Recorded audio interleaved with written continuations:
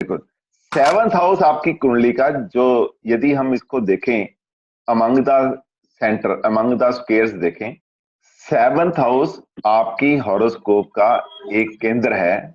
जो seventh house सबसे कम degree का, सबसे सबसे कम रिस्पेक्टेड केंद्र है हमारी पत्री का। इसका एक तो कारण मैंने पिछली बार आपको बताया था कि एक कारण तो ये है कि ये मार्केश है। मार्केश भी पावरफुल मार्केश है, 8 में से दूसरा है, 8 में से 12वां है ये। और दूसरा, आपने देखा है डे टू डे लाइफ में, चाहे वो मेल है चाहे फीमेल है, जिस दिन किसी का सेवंथ हाउस से नाता जुड़ जाता है वो बंदा किसी काम का रहता ही नहीं। और वो अपनी गृहस्थी में इतना गिर जाता है कि वो, यदि हम उसको देखें, बिल्कुल सामने तो घर है, हर समय तो वहां निगाह रहती है, ध्यान ही उधर केंद्रित हो जाता है। सब आस पास के, दूसरा घर, 12वां घर, तीसरा घर, 11वां घर, चौथा घर, 10वां घर, सब भूल जाता है, बस सेवंथ हाउस में निगाह टिक जाती है। और अब ये इतना इंपॉर्टेंट है, भगवान ने इस पे ऑर्गन भी ढेर सारे दे दिए। तो जब ये इतना इंपॉर्टेंट है तो इस पे लक्षण भी ज्यादा हैं। आपने 5, 7, 10, 15, 20 तो आपने भी सुने होंगे, लेकिन मैं आपको ना आज 51 सिग्निफिकेटर सेवंथ हाउस के बताने जा रहा हूं। 51 सिग्निफिकेटर जो हम जनरली क्लास में नहीं पढ़ा पाते। आज समय है हमारे पास, उसका लॉकडाउन का फायदा उठा के थोड़ा सा डिटेल में बता देता हूं। देखिए, ये मैरिज है, ये तो सबको पता है। और इसके साथ साथ ये सामने वाला घर है इंसान के, most concentrated house, most house in demand रहता है बंदे का जब वो थोड़ा सा बड़ा हो जाता है। और यहां पे सामने वाला और आप खुद दोनों मिलके एक कंप्लीमेंट करते हैं एक दूसरे को, और यन और यांग की तरह जिंदगी गुजारने का कसम खाते हैं।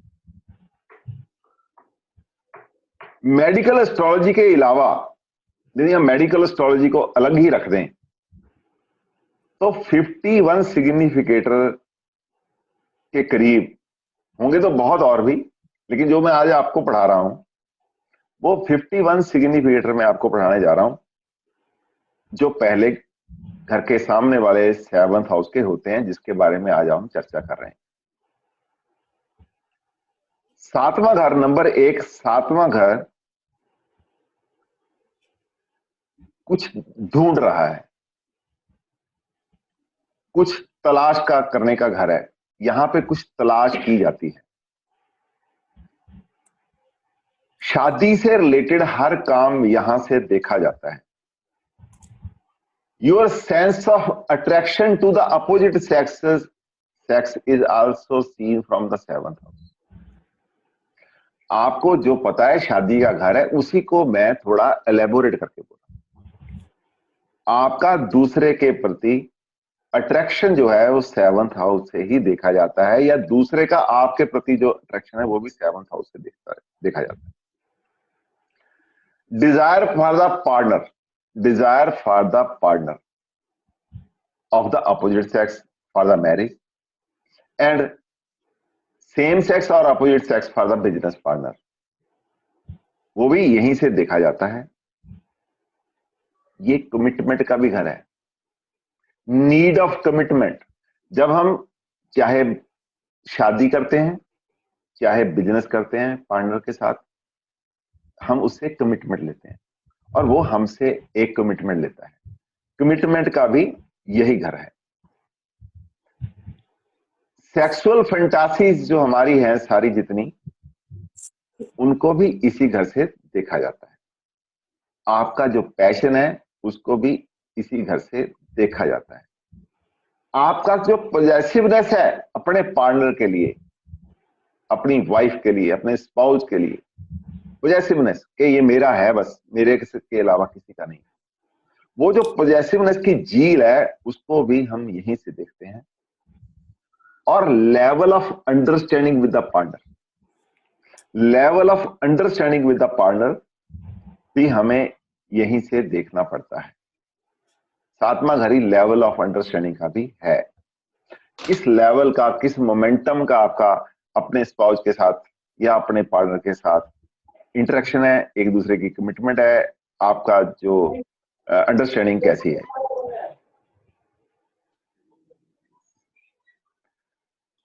ये हाउस आपकी एबिलिटी को भी देखता है कि आप में बच्चा पैदा करने की शक्ति है। तो ये बंद करो, कौन है?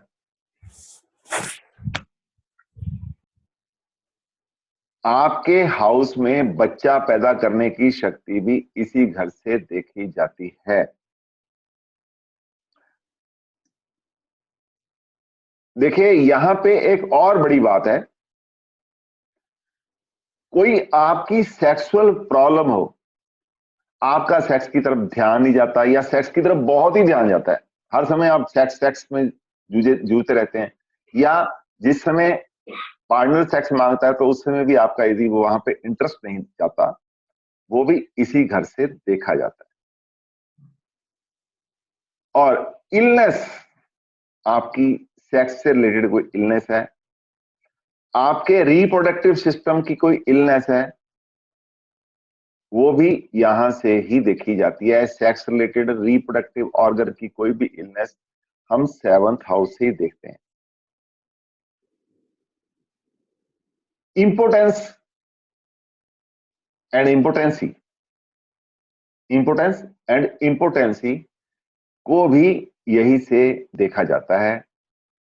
प्रोजनी से रिलेटेड कोई प्रॉब्लम है, उसको भी यदि हमने देखना है तो यहीं से दिखती है, यहीं पे उसकी प्रॉब्लम छिपी रहती है। चाहे वो 5वें घर से रिलेटेड है, लेकिन उसकी प्रॉब्लम यहीं पे कहीं छिपी रहती है, उसको भी हम यहीं से देखते हैं।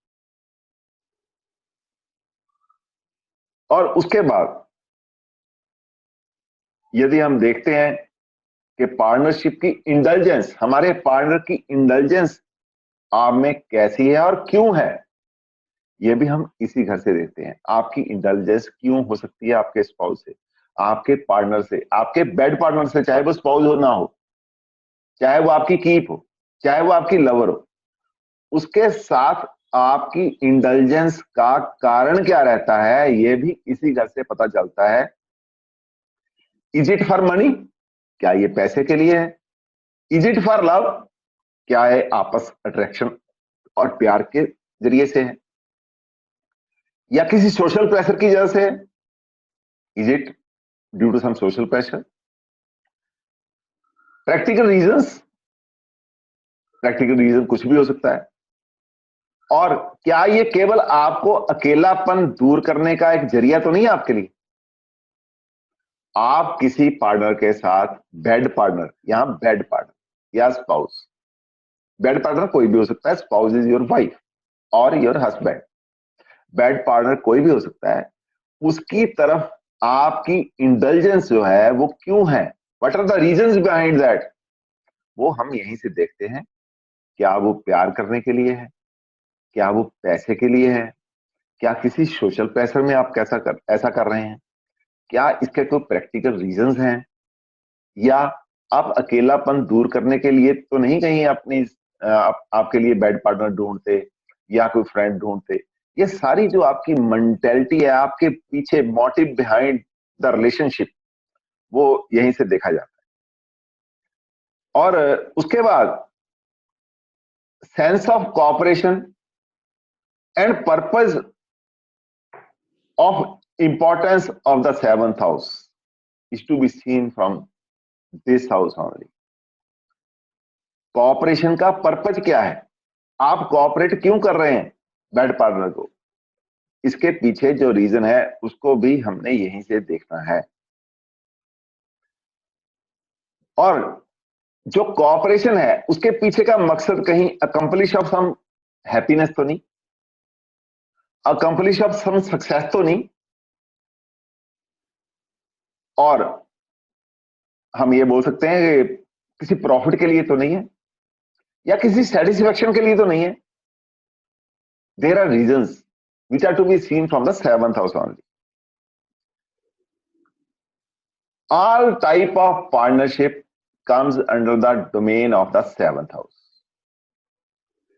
चाहे वो शादी ही क्यों ना हो या शादी अकेला ही नहीं, जितनी टाइप की पार्टनरशिप है वो सारी सेवंथ हाउस के डोमेन में आती हैं, सेवंथ हाउस के एरिया में आते हैं, सेवंथ हाउस से देखनी पड़ती हैं. वो चाहे बिजनेस पार्टनरशिप हो, चाहे रिलेशनशिप विद द क्लाइंट हो, चाहे कॉन्टैक्ट हो. जितने भी हमारे कॉन्टैक्ट हैं वो हम सेवंथ हाउस से देखते हैं. जितनी हमारी नेगोशिएशन हैं, जिंदगी में नेगोशिएशन, हमारी डील्स जितनी हैं वो हम सेवंथ हाउस से देखते हैं. जितने हमारे एग्रीमेंट है, हमारे बिजनेस एग्रीमेंट है, हमारे सोशल एग्रीमेंट है, हमारी कमिटमेंट्स हैं, वो हम सारी सेवंथ हाउस से ही देखते हैं. Kind of relationship you share with your co founder is governed by this house only. अपने कोई फर्म बनाई है, अनुरीता एंटर करना चाहती हूँ तो कनेक्शन कट गया सी जी. भाई डिस्टर्ब ना करो. चलिए,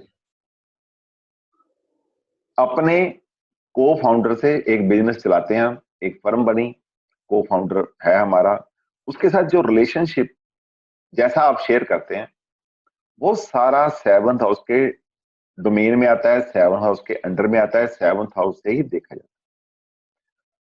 आपकी पार्टनरशिप में आप किसी से पार्टनर कर लिया, पार्टनर बन गए किसी बिजनेस में, who will get the bigger slice. Partnership से पहले ही आपको देखना होता है.